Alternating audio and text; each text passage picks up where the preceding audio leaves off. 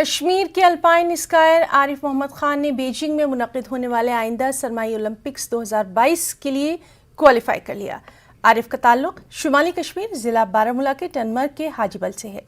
عارف ہندوستان کے واحد sky racer ہیں جنہوں نے بیجنگ سرمائی اولمپکس کے لیے کوالیفائی کیا، اور عارف کی اس کامیابی پر ملک بھر میں خوشی کا اظہار کیا جا رہا ہے۔ جموں کشمیر کے لیفٹیننٹ گورنر منوج سنہا نے بھی اپنے ٹویٹ کے ذریعے عارف کو اپنی مبارکباد پیش کی اور کہا کہ یہ پورے ملک کے لیے قابل فخر لمحہ ہے کہ عارف اولمپکس کے لیے منتخب ہوئے۔ 31 سالہ عارف محمد خان نے 2005 سے بین الاقوامی اسکائنگ میں ہندوستان کی نمائندگی کی۔